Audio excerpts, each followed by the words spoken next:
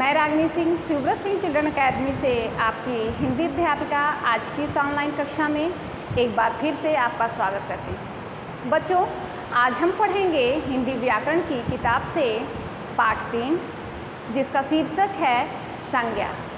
तो सबसे पहले हम शीर्षक का नाम लिखेंगे।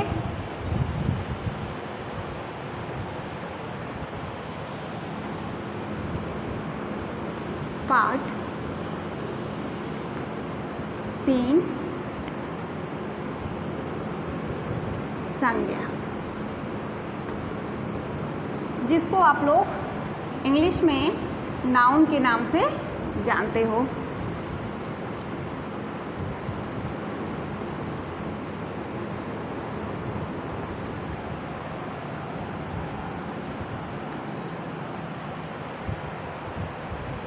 संज्ञा, तो सबसे पहले हम जानेंगे संज्ञा का अर्थ। संज्ञा का अर्थ क्या होता है? संज्ञा का अर्थ होता है नाम, अर्थात संसार में जितनी भी वस्तुएं, व्यक्ति अथवा स्थान हैं उनका कुछ न कुछ नाम जरूर होता है और उन्हीं नामों को हम क्या कहते हैं? संज्ञा।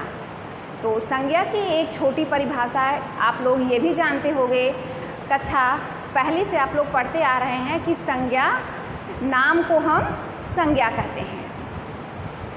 लेकिन यहाँ पर हम संज्ञा की परिभाषा जानेंगे कि संज्ञा कहते किसे हैं, उसकी परिभाषा के द्वारा। तो संज्ञा की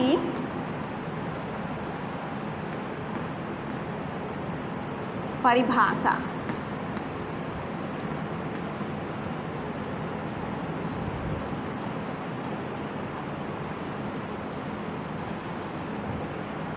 संज्ञा की परिभाषा है क्या? किसी व्यक्ति, वस्तु, प्राणी, स्थान अथवा भाव के नाम को हम संज्ञा कहते हैं। परिभाषा में हम जानेंगे किसी वस्तु, व्यक्ति, प्राणी, स्थान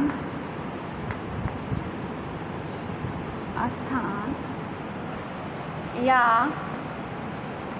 भाव के नाम को संज्ञा कहते हैं। परिभाषा के द्वारा हमने जाना किसी वस्तु, व्यक्ति, प्राणी, स्थान या भाव के नाम को हम संज्ञा कहते हैं। इसको हम और अच्छी तरह से समझेंगे इसके उदाहरण के द्वारा। उदाहरण,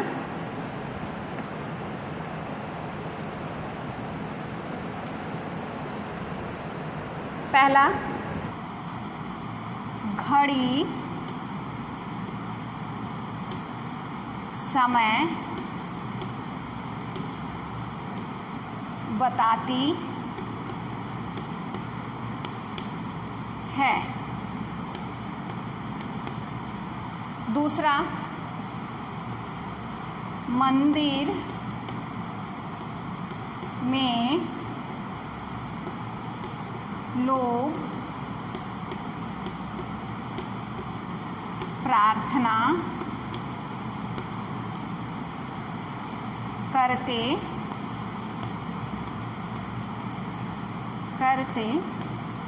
हैं। तीसरा उदाहरण हम लेंगे, फूलों का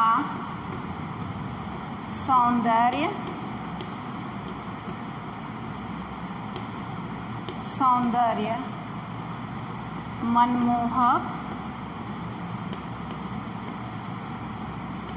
मनमोहक है। चौथा, प्रिया अपने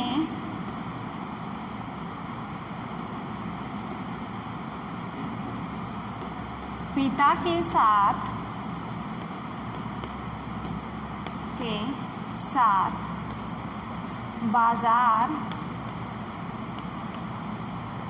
बाजार जाती है। उदाहरण के इन वाक्यों के द्वारा हमें संज्ञा के होने का पता चल रहा है। कैसे? घड़ी समय बताती है। घड़ी शब्द क्या है? घड़ी शब्द संज्ञा शब्द है। इससे वस्तु का पता चलता है। घड़ी, मंदिर,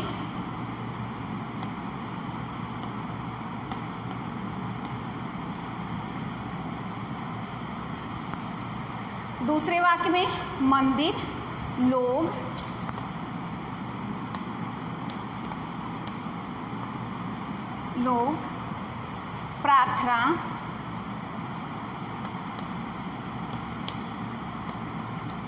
प्रार्थना, तीसरे वाक्य में फूलों,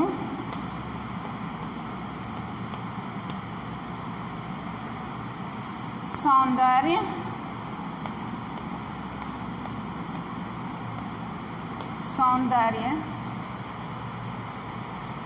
चौथे वाक्य में प्रिया,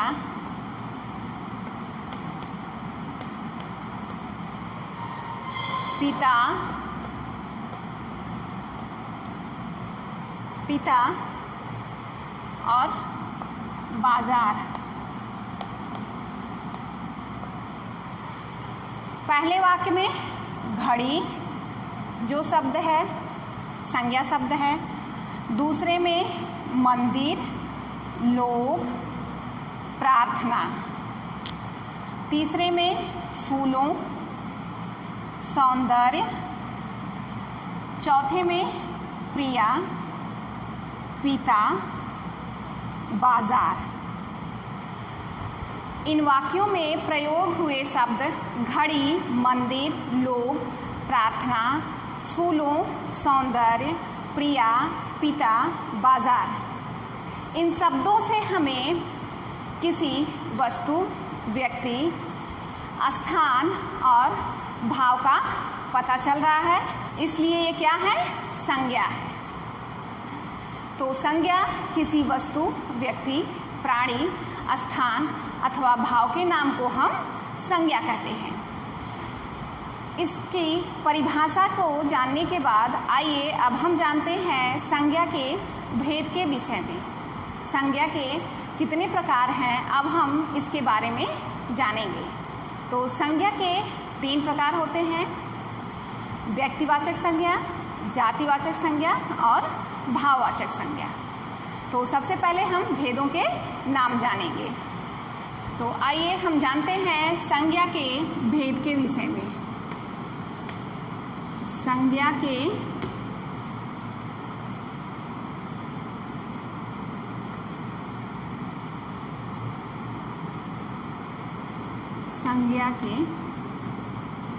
भेद। जैसा कि मैंने पहले ही बताया, संज्ञा के 3 भेद होते हैं।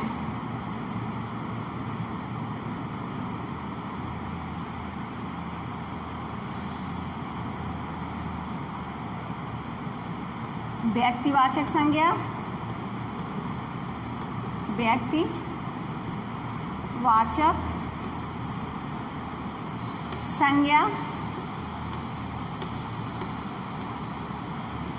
दूसरा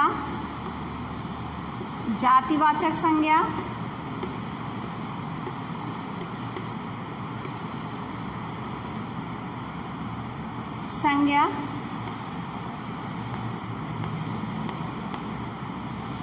और तीसरा भाववाचक संज्ञा। भाववाचक संज्ञा।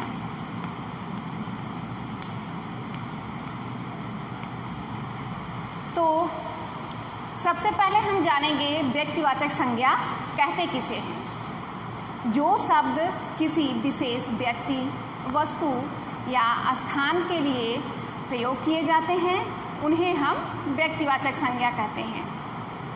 तो सबसे पहले हम व्यक्तिवाचक संज्ञा के बारे में जानेंगे। पहला भेद है व्यक्तिवाचक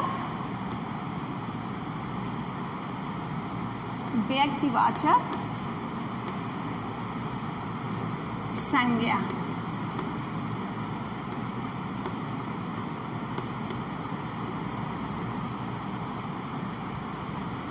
जैसा कि पहले बताया मैंने, जो शब्द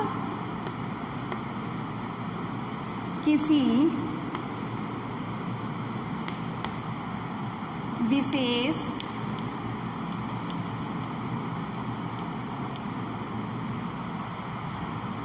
वस्तु, व्यक्ति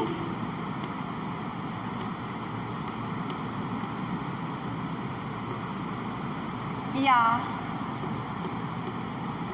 स्थान का बोध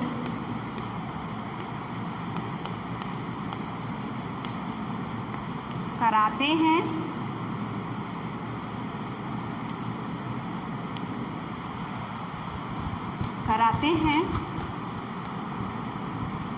उन्हें व्यक्तिवाचक संज्ञा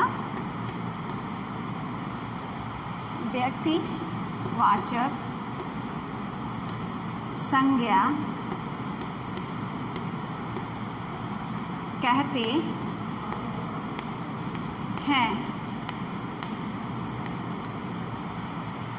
इसको हम और अच्छी तरह से जानेंगे इसके उदाहरण के द्वारा। उदाहरण पहला, भीमराव अंबेडकर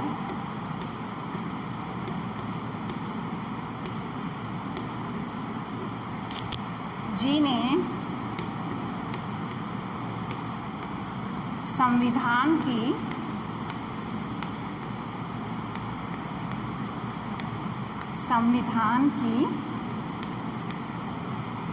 रचना की।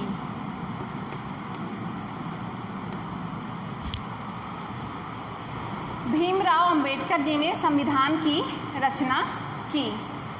इसमें विशेष कौन है? भीमराव अंबेडकर जी। भीमराव अंबेडकर जी वो विशेष व्यक्ति हैं जिन्होंने संविधान की रचना की। तो यह वाक्य व्यक्तिवाचक संज्ञा का वाक्य है। दूसरा,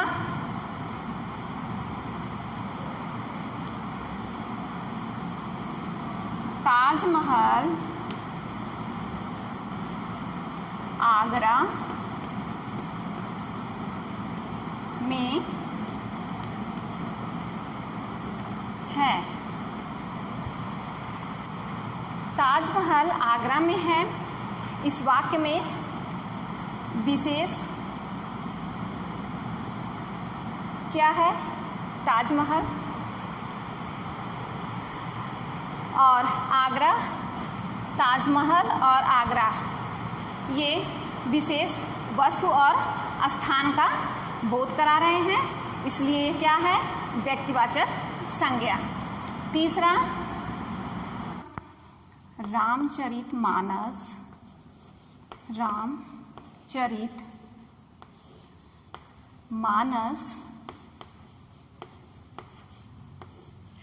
तुलसीदास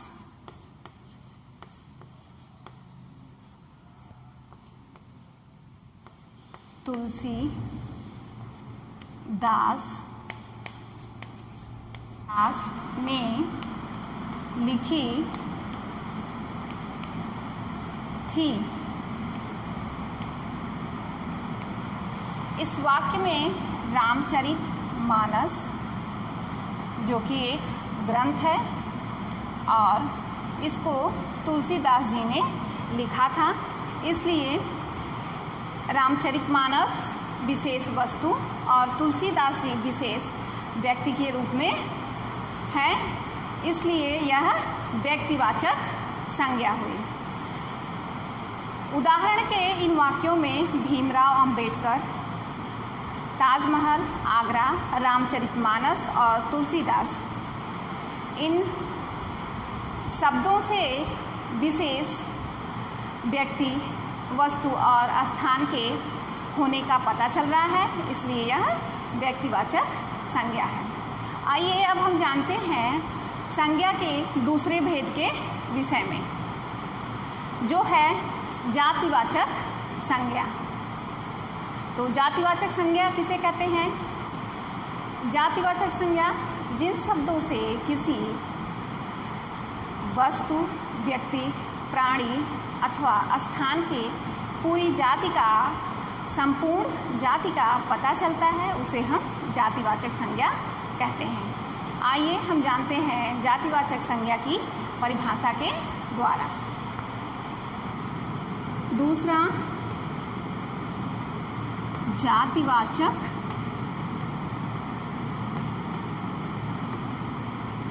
जातिवाचक संज्ञा।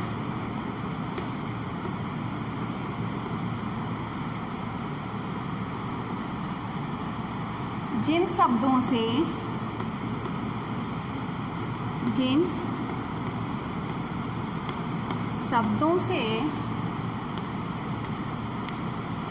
किसी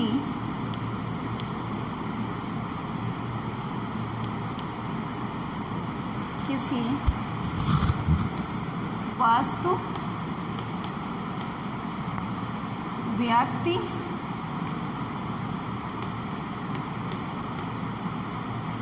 या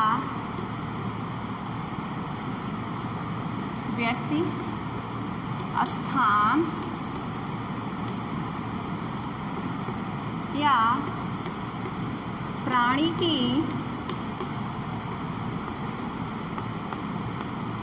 पूरी जाति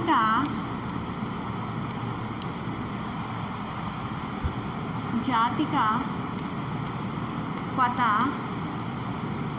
चलता है,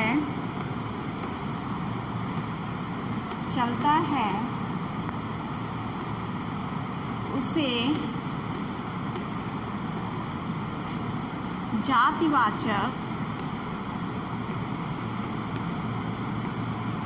जातिवाचक संज्ञा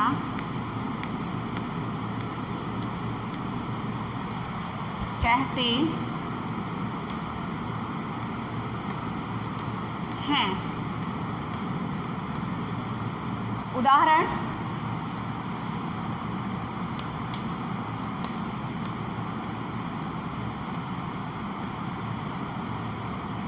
पहला,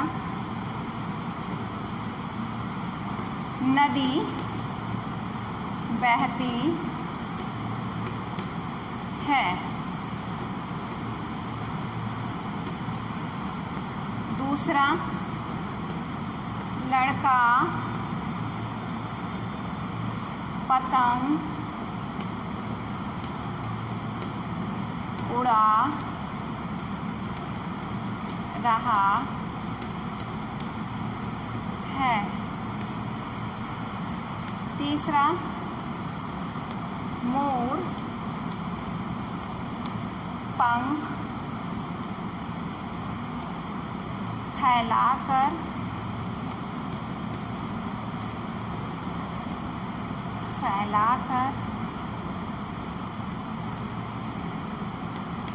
नाच रहा है। उदाहरण के इन वाक्यों से हमें, जैसे नदी, लड़का, पतंग, मोर, इन शब्दों से हमें इनके पूरी जाति का पता चलता है, इसलिए ये क्या है? जातिवाचक संज्ञा है।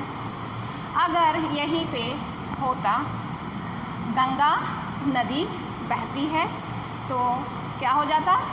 व्यक्तिवाचक, क्योंकि वह एक विशेष नदी के बारे में बताता। गंगा नदी एक विशेष नदी है, उसके बारे में बताता, तो क्या हो जाता? व्यक्तिवाचक संज्ञा। लेकिन यहाँ पर ये संपूर्ण या पूरी जाति के बारे में बता रहा है, इसलिए यह जातिवाचक संज्ञा है। लड़का, पतंग क्या है? इससे इसके पूरी जाति के होने का पता चल रहा है। लड़का, कैसा लड़का, कौन सा लड़का है, इसलिए यह जातिवाचक संज्ञा है। मोर, मोर शब्द से इसके पूरी जाति का पता चल रहा है, इसलिए यह जातिवाचक संज्ञा है। आइए अब हम जानते हैं संज्ञा के तीसरे भेद के बारे में, जो है भाववाचक संज्ञा। तीसरा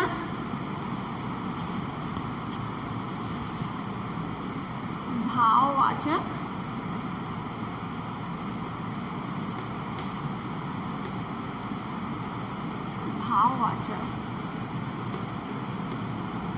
संज्ञा।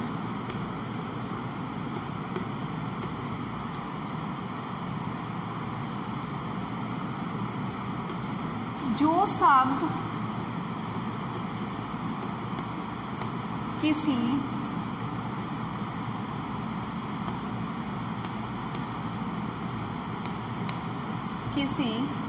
वस्तु या व्यक्ति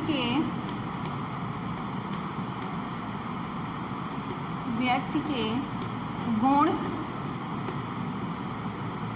दोष, अवस्था,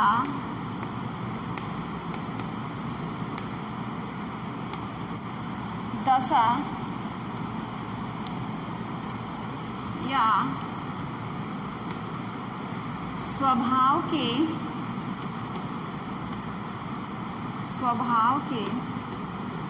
बारे में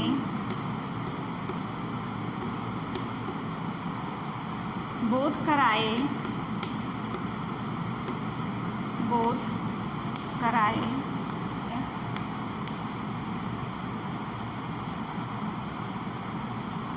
उसे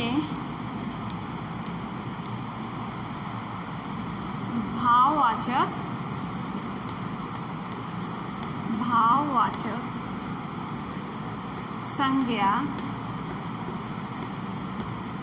कहते हैं।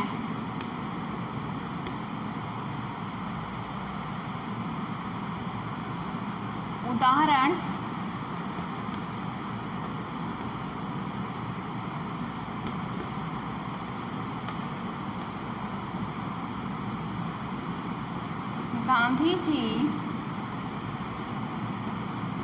गांधी जी अहिंसा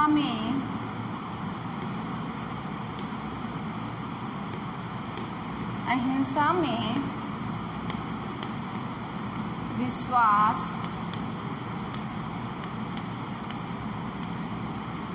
रखते थे। दूसरा, बगीचे की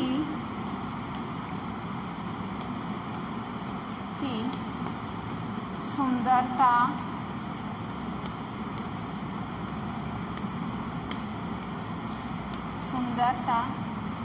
अनोखी है।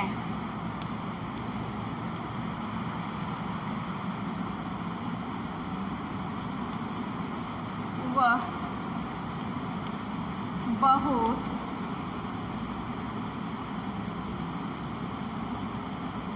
उदास है। उदाहरण के इन वाक्यों में हमें अहिंसा शब्द,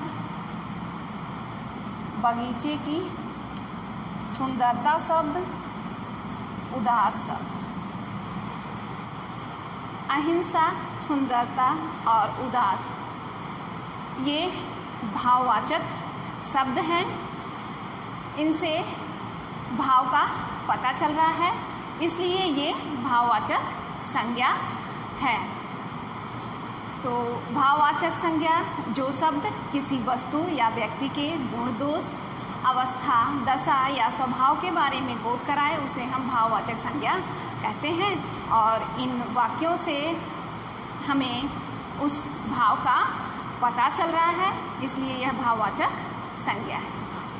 संज्ञा के मुख्यतः 3 भेदों के बारे में हमने जाना, जो कि थे व्यक्तिवाचक, जातिवाचक संज्ञा और भाववाचक संज्ञा। कुछ विद्वान संज्ञा के 2 और भी भेद मानते हैं, जो कि है द्रव्यवाचक संज्ञा और समुदायवाचक संज्ञा, जिसको हम जानेंगे अगले वीडियो में कुछ अभ्यास प्रश्नों के उत्तर के साथ और उन भेदों को। तब तक आज की कक्षा में जो भी आप लोगों को पढ़ाया गया और लिखवाया गया उसे आप अपनी फेयर कॉपी में अच्छी राइटिंग में लिखेंगे, कॉपी अपनी पूरी करेंगे। तब तक के लिए धन्यवाद।